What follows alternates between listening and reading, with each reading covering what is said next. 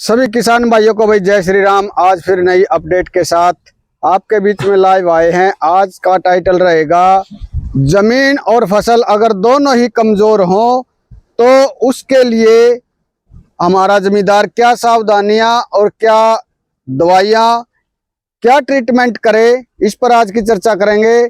के साथ बने रहेंगे हमारे साथ हमारे नाड़िया वैद्य संजय जी। संजय जी नमस्कार। नमस्कार सारे किसान भाइयों ने मेरी राम राम। आज की चर्चा भाई, अगर हमारी खेत में फसल अच्छी प्रकार से नहीं चल रही, उसमें किसी न्यूट्रेंट की कमी है, जैसे ज़मीन को चाहिए फसल एक भरपूर फसल पैदा करने के लिए 16 से 17 तत्वों की ज़रूरत होती है, जिनमें मेन फास्फोरस, पीएच यानी कि डीएपी लगा लो, boron, calcium, magnesium, manganese, zinc, iron, गंधक, कई आदि तत्व हैं जो ज़मीन को बिल्कुल ही भरपूर मात्रा में चाहिए, जो एक अच्छी फसल की पैदावार के लिए में। तो कई फसल ज़मीनों में क्या पाया जाता है, तो उनमें न्यूट्रेंट की कमी पड़ जाती है, जिसके कारण फसलें अच्छी प्रकार से नहीं चल पाती। आज की स्टेज में हम 55 से 60 दिन क्रॉस कर चुके हैं धान की फसल में, फिर भी कई किसान भाइयों का क्या कि अच्छी प्रकार से स्टेज नहीं चल रही। तो उसमें हम क्या करेंगे, जैसे अब सबसे पहले जिंक हमारे पास 12% में भी और 33% में भी, चिलेटेड फॉर्म में भी और एचडी फॉर्म में भी, लिक्विड में भी, ग्रेनुअल भी, डब्ल्यूडीजी भी, कई प्रकार के जिंक आते हैं, कई अच्छी अच्छी कंपनियां देती हैं।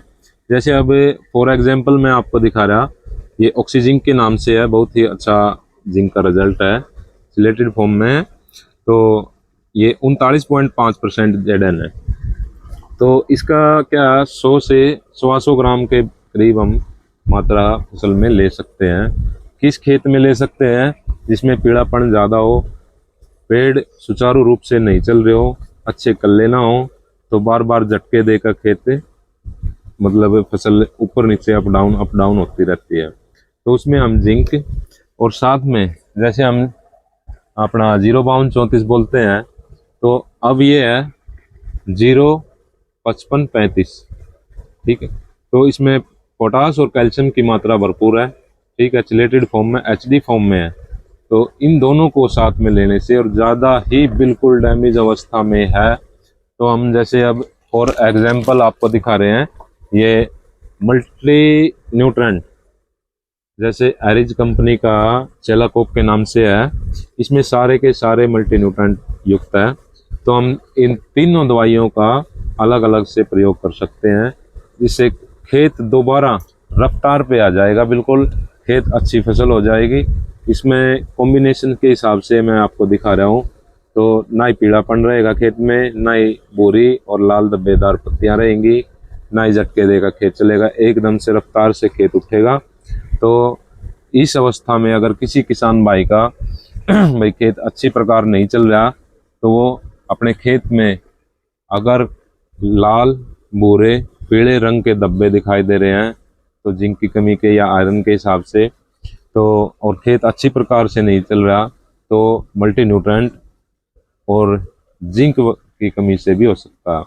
0 बाउंड 34 का बार बार हम प्रयोग करते हैं, किसान भाई प्रयोग करते हैं, तो उनका अच्छे रिजल्ट लेने के लिए, जैसे मैंने आपको दिखाया, ये 0-55-35, ये कई बार क्या होता था, 0 बाउंड 34 हम जब घोल बनाते थे तो वो घुलता नहीं था, वैसे के वैसे पड़ा।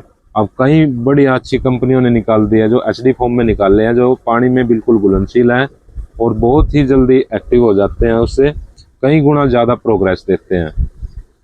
तो ये हम 100 ml के हिसाब से प्रति एकड़ छिड़काव कर सकते हैं। और एक आप इसका करो आप स्प्रे अब 55 से 60 दिन के करीब, और दूसरा गाभे की अवस्था पे करो, जिससे गाभा भी भरपूर होगा, उसको पूरा पोषण मिलेगा, बाल अच्छे आएंगे, दाने लंबे रहेंगे, बाल लंबी रहेगी, वेट नहीं टूटेगा, नहीं गिरेगा, पोटास कम बढ़ेगी।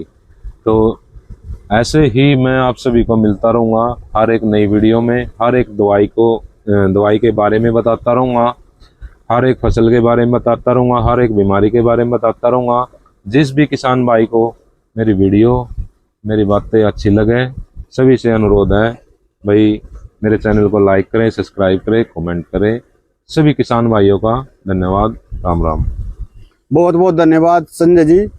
सभी किसान भाइयों को राम राम भाई। फिर मिलते हैं नई वीडियो के साथ और नई जानकारी और नई अपडेट के साथ।